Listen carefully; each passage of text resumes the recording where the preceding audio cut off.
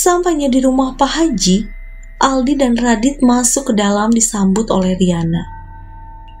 "Bang, Lela bang," ucap Riana yang sudah menangis.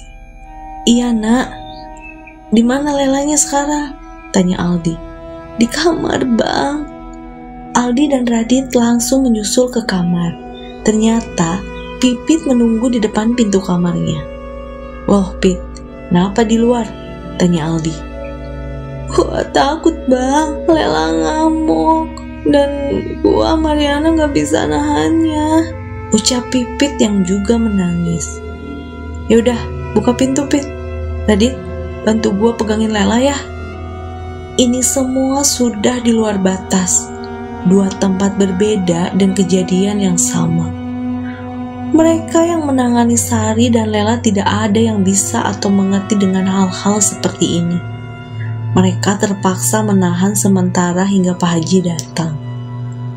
Sementara itu, di luar sepengetahuan Aldi, Pak Sobari sudah memanggil warga lain untuk membantu di rumah bekas Jepang itu. Hingga akhirnya kabar ini meluas ke satu desa. Sedang ada kejadian anak KKN yang kesurupan di dua rumah yang berbeda. Tak lama ada sebagian warga yang juga mendatangi rumah Pak Haji. Aldi dan Radit yang sedang susah payah memegang Lela kaget mendengar salam dari luar. "Nak, siapa di depan? Coba lihat," suruh Aldi ke Riana. "Iya bang." Aldi makin kaget lagi karena ternyata warga yang datang. Dia heran, gimana bisa warga tahu kalau di sini temannya sedang kesurupan. "Dek, kenapa temannya?" salah satu warga bertanya. "Kesurupan pak, kami semua lagi nunggu Pak Haji datang," jawab Aldi. "Loh, kenapa gak bilang ke kami? Biar dibantu dek," balas bapak tersebut. "Bukannya saya gak mau bilang pak, hanya saja kami di sini sadar posisi kami sebagai pendatang tidak ingin merepotkan warga sekitar, Pak. Terlebih niat kami ke sini baik ingin membantu, namun malah seperti ini jadinya. Ya sudah, nasi sudah jadi bubur. Mari saya bantu pegang." Memang di sini yang bisa hanya Pak Haji, tapi sebenarnya ada lagi. Cuman jaraknya cukup jauh, Dek, kata bapak tersebut. "Di mana Pak rumahnya?" tanya Aldi penasaran. "Sekitar 2 kiloan dek, namun orang tersebut sulit untuk ditemui." Isu yang beredar, orang tersebut dikenal sebagai dukun. Namun, saat kejadian seperti ini, warga lebih memilih lari ke Pak Haji dibandingkan orang tersebut. Mungkin karena dekat juga. Waktu sudah menunjukkan pukul 10 malam. Di luar warga sudah ramai berkumpul. Entah mengapa hal seperti ini menjadi sebuah tontonan untuk mereka. Sampai anak kecil pun memaksa untuk masuk. Ketua RT dan RW setempat berjaga di luar untuk menahan warga yang ingin melihat. Ternyata Pak Haji sudah datang dan langsung mendatangi ke rumah di mana Sari berada. Butuh waktu lama juga di sana untuk Pak Haji menetralisir sosok yang berada di tubuh Sari. Aldi baru mengetahuinya setelah Dimas menelepon mengabari bahwa Pak Haji sudah di sana. Ini malam yang akan sangat panjang untuk Pak Haji, Pak Sobari, dan anak-anak KKN. Kenapa? Karena sampai pukul 4 subuh, Sari belum juga sadar. Usut punya usut, ternyata apabila satu berhasil dikeluarkan oleh Pak Haji, masuk sosok yang lainnya. Serangan tak terhenti didapat Pak Haji. Di samping banyaknya yang masuk ke dalam tubuh Sari, banyak juga serangan dari luar rumah yang menyerang Pak Haji. Bayangkan saja, satu orang melawan ratusan makhluk. Bagaimana tidak kewalahan? "Pak Haji masih kuat?" tanya Pak Sobari. Kalau ditanya masih kuat atau tidak, ya tentu saja tidak, Pak. Namun dengan izin yang di atas, insya Allah saya akan terus berusaha menolong Desari, ucap Pak Haji. Apa Apa tidak istirahat dulu, Pak? Tanya Pak Sobari. Pak, semakin lama kita mendiamkan Dek Sari, semakin jauh jiwanya dibawa ke alam sana. Kalau sudah terkunci, akan sulit untuk membawanya kembali, Pak, jawab Pak Haji. Pak, sepertinya kita butuh bantuan orang itu, balas Pak Sobari. Yang dimaksud orang itu adalah dukun yang berjarak 2 km tersebut. Namanya Pak Iwan. Samaran. Dengan hebatnya serangan dari luar dan dalam, tentu saja Pak Haji butuh backup dan tentunya tidak bisa sembarang orang. Boleh, Pak? Bapak punya nomornya? Tanya Pak Haji. Tidak, Pak. Saya akan suruh warga sini untuk menghampiri ke rumahnya ya, Pak, balas Pak Sobari. Apa tidak mengganggu datang pagi-pagi seperti ini, Pak? Ya, ini dalam keadaan terdesak, Pak. Mau gimana lagi? Nyawa taruhannya. Selain lamanya proses tarik ulur jiwa Sari, perdebatan juga ikut andil dalam memperlambat penyelamatan Sari ini. Di luar hanya bapak-bapak saja yang berjaga. Sementara ibu-ibu dan anak-anak kecil yang malam tadi ikut nimbrung sudah pulang. Malam itu, desa tersebut seperti hidup 24 jam. Ada sebagian warga yang berkeliling untuk berjaga-jaga, dikarenakan sebagian bapak-bapak berada di rumah bekas Jepang dan rumah Pak Haji. Ada beberapa ibu-ibu yang mengantarkan kopi juga. Akhirnya 2 orang anak muda yang di rumah bekas Jepang tersebut diamanatkan oleh Pak Haji untuk memanggil Pak Iwan. Berdoa saja, semoga Pak Iwan mau membantu dan berada di rumahnya. Dia jadi harapan juga untuk melawan makhluk-makhluk tersebut. Sembari menunggu Pak Iwan datang, Pak Haji tetap berusaha melawan makhluk-makhluk yang menyerangnya. Pertahanan goib di luar yang dibuat Pak Haji sudah hancur diserang bertubi-tubi. Seakan yang di dalam rumah tersebut seorang raja yang memanggil anak-anak buahnya. Ini rajanya, ucap Pak Haji. Hah? Maksudnya, Pak? Tanya Pak Sobari dan Dimas. Di pintu sana, rajanya penunggu sini, ucap Pak Haji menunjuk ke arah pintu depan. Bentuknya, Pak? Besar, hitam, tarinya panjang hingga menyentuh tanah, jawab Pak Haji. Mungkin saja raja tersebut yang memerintah makhluk-makhluk lain untuk menyerang Pak Haji. Dimas melihat Pak Haji sudah sangat lelah sekali, berjam-jam bertarung dan menangkis serangan demi serangan. Beruntungnya, Pak Iwan sedang berada di rumah, dan lebih beruntungnya lagi, beliau siap membantu. Di sini suatu kebenaran akan terungkap. Apa yang menjadi isu selama ini di desa tersebut tentang Pak Iwan tidaklah benar adanya. Assalamualaikum Pak Haji, sapa Pak Iwan dengan senyum. Waalaikumsalam Pak Iwan, balas Pak Haji dengan senyum kembali. Ramai sekali ya Pak di luar, ratusan dan mungkin ribuan, kata Pak Iwan.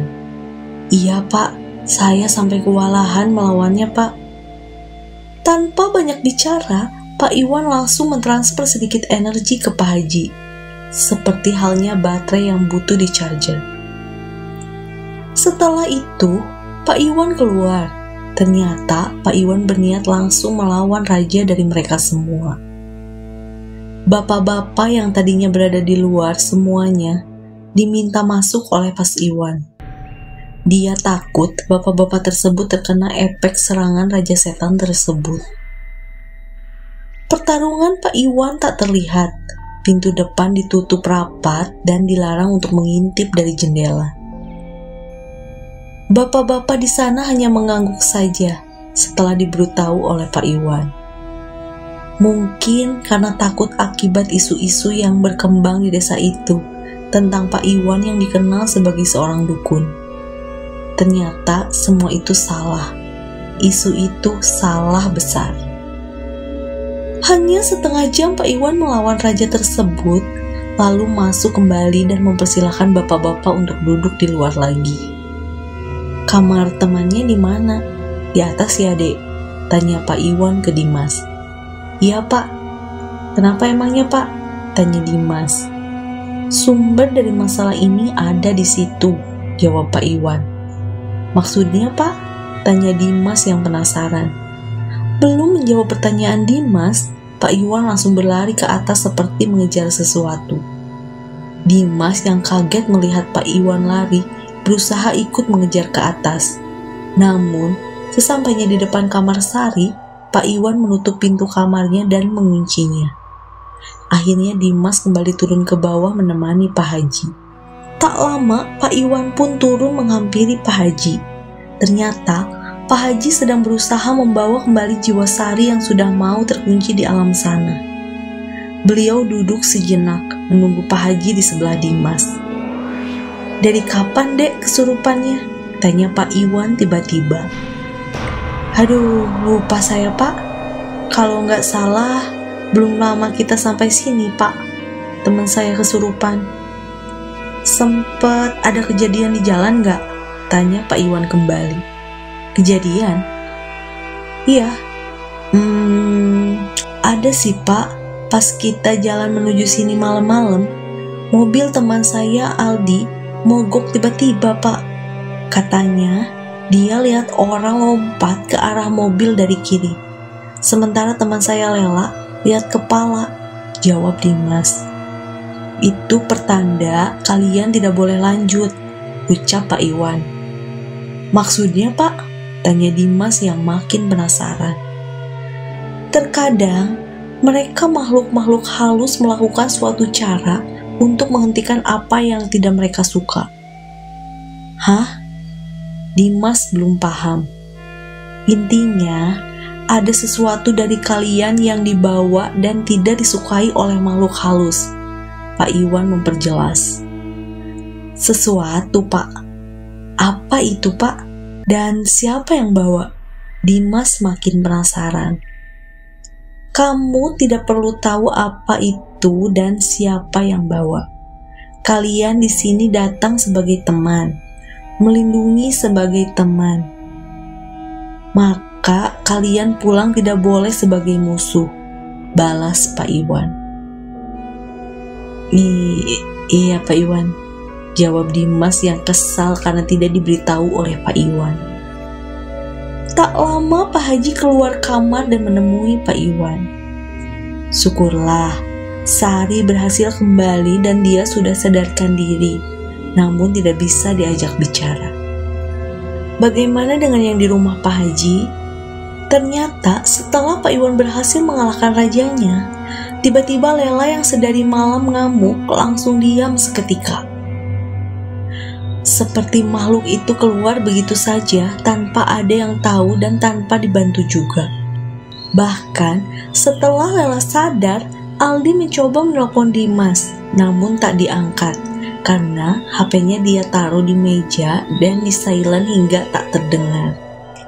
Pak Iwan dan Pak Haji mengobrol di luar rumah, seperti berdiskusi.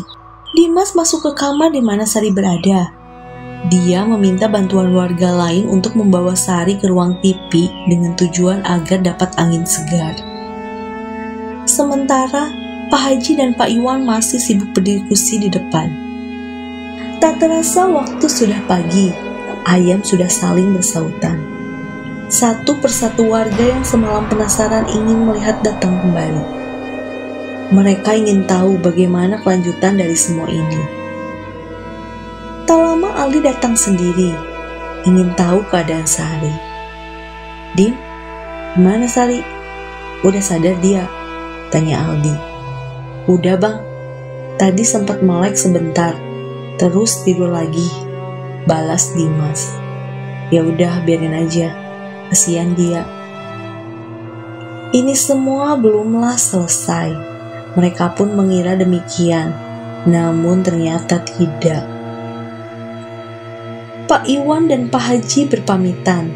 Tak lupa Aldi mewakilkan teman-temannya mengucapkan terima kasih yang sebesar-besarnya kepada beliau. Tanpa mereka berdua, mungkin Sari tidak akan bisa selamat. "Dim, lu sama Yusa tidur sekarang ya. Gua bakal bilang ke Pak Sobari untuk hari ini tidak ada kegiatan dulu. Takutnya kalian semua nanti malah kecapean." "Oh, oke, Bang." Ini juga udah ngantuk banget gua. Aldi kembali ke rumah Pak Haji, berjaga-jaga di sana. Badan Aldi sebenarnya sudah sangat lelah, namun dia paksakan karena beratnya tanggung jawab yang dia pikul. Menghadapi dua kejadian di tempat berbeda bukanlah hal mudah karena butuh energi yang ekstra untuk menyelesaikannya. Pak Iwan sebelum pulang sempat berpesan kepada Aldi, "Dek, nanti kalau kalian sudah selesai di sini dan ingin pulang, kabari saya ya.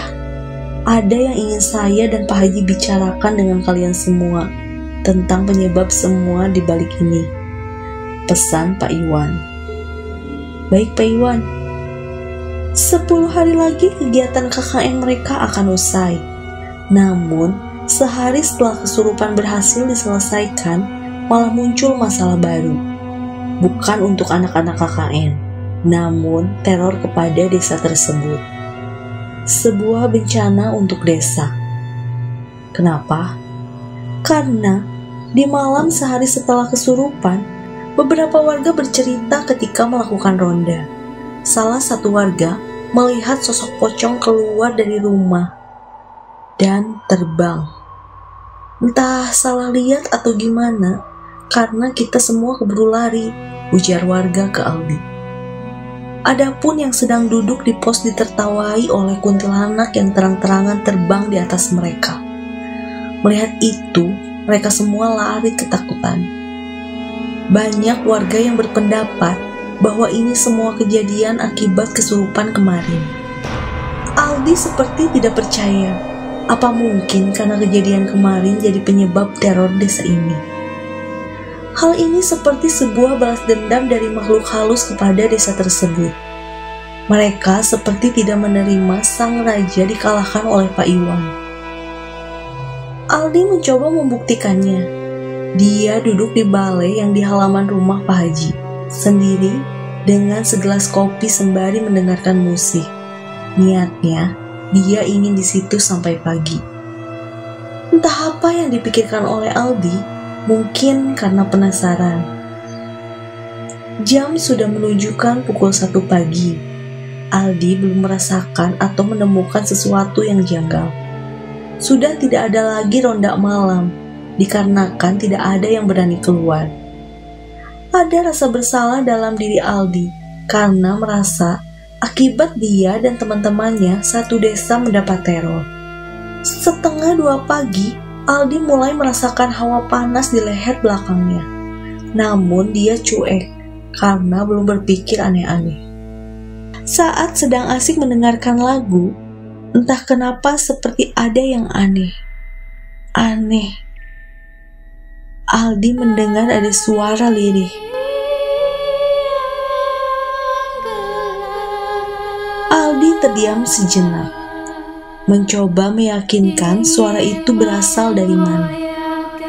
Makin dia fokus, makin suara itu terdengar jelas. Suara kuntilanak yang menyelinap ke dalam headset yang dipakai Aldi. Langsung saja Aldi lepas karena takut mendengarnya. Aldi meneguk kopinya dan menyalakan sebatang rokok, maksud hati untuk mengalihkan rasa takutnya. Ini seperti menguji nyali atau seperti menantang, seakan Aldi ingin melihat langsung keberadaan mereka. Setengah jam tak ada gangguan. Aldi sudah mulai mengantuk. Rasa ingin tidurnya pun mulai menghinggapi matanya. Aldi merebahkan sebentar badannya di atas balai tersebut.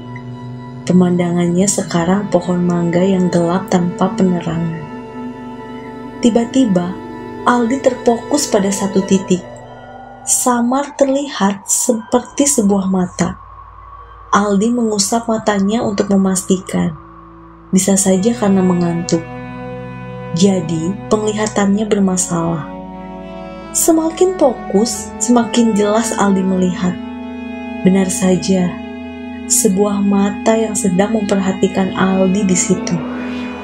Ini seperti mata manusia, namun di sekitarnya hitam dan gelap. Kemudian Aldi bangun dan sedikit mendekat untuk melihat lebih jelas. Tiba-tiba berubah menjadi merah menyala mata itu. Aldi yang kaget melihat itu langsung lompat dan terjatuh ke bawah tanah. Setelah itu ada suara tawa yang khas. Suaranya seperti laki-laki, namun berat. Seperti senang melihat Aldi yang terjatuh.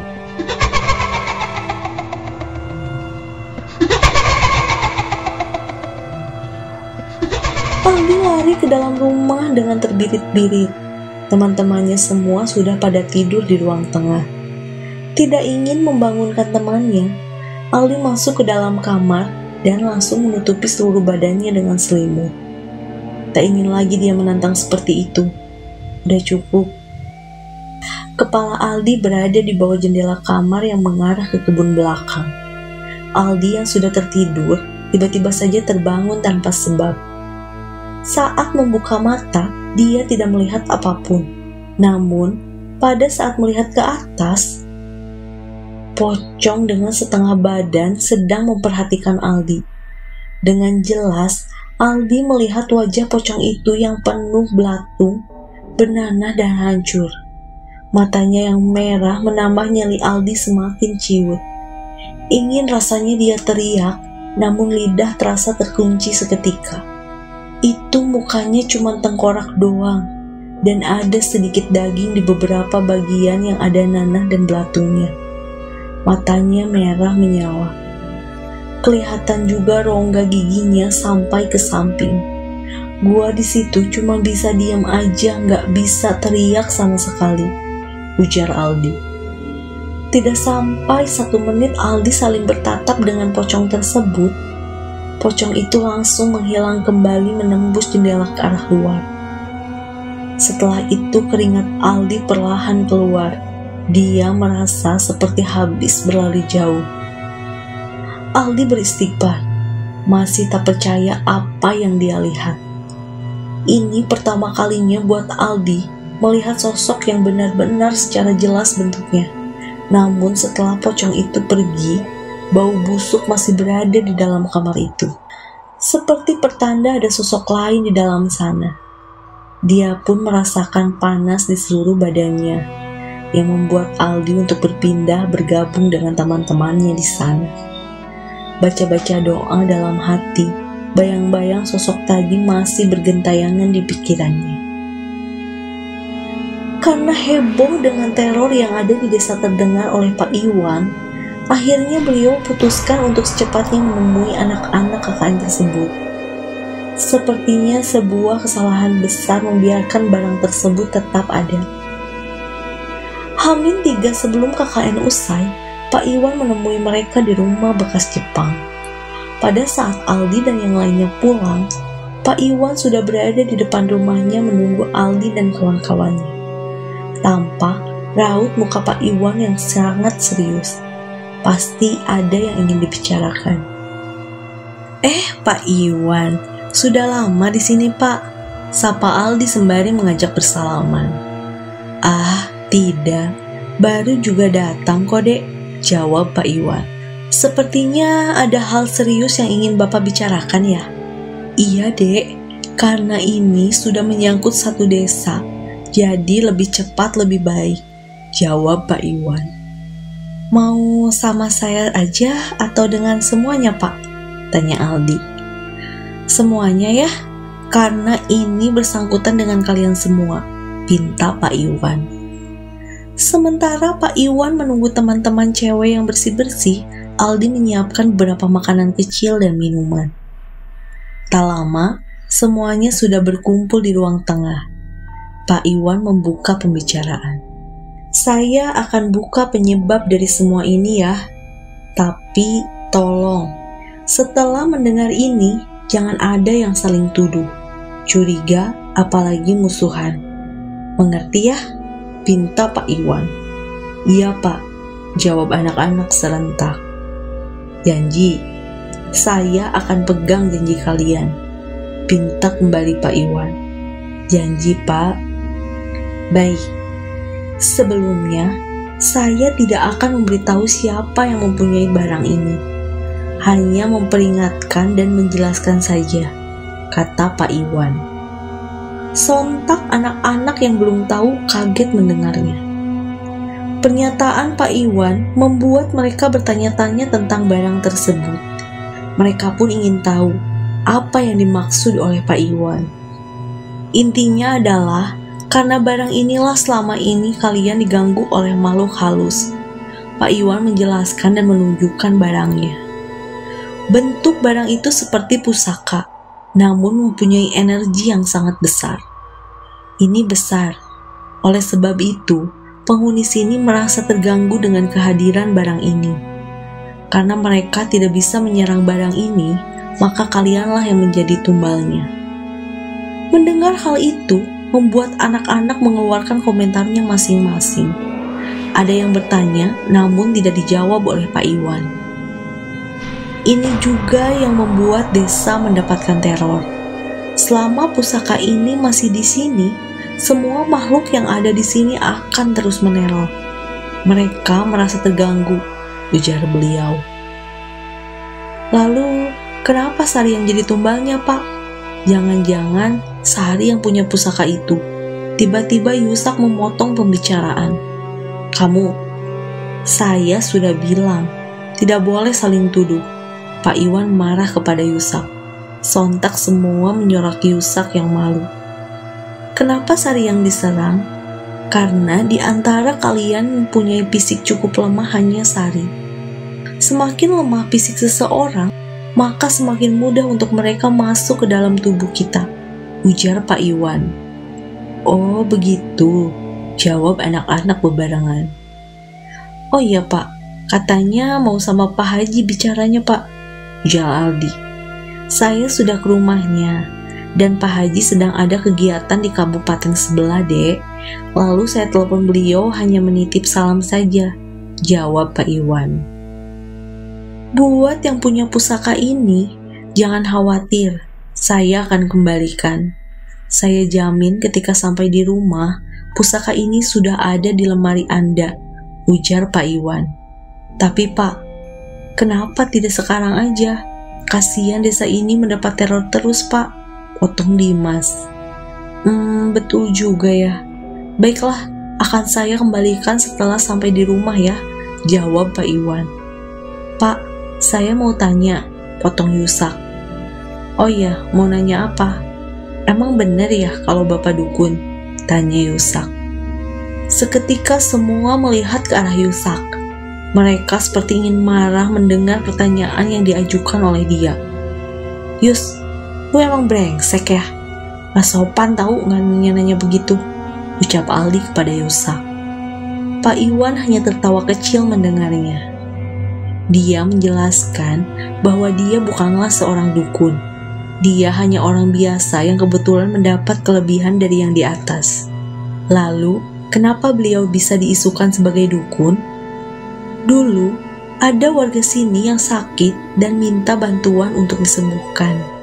Saya bantu, karena merasa kasihan melihatnya. Namun, tak lama setelah itu, dia meninggal dunia. Lalu, keluarga korban menuduh saya sebagai dukun dan menuduh sayalah penyebab korban menjadi meninggal, jawab Pak Iwan. Jadi sudah jelas bahwa beliau ini tidak seperti yang diisukan. Ini semua sebabnya karena tuduhan yang tidak mendasar dari salah satu warga di situ. Dan akibat tuduhan tersebut, Pak Iwan dikucilkan dan diusir dari desa ini.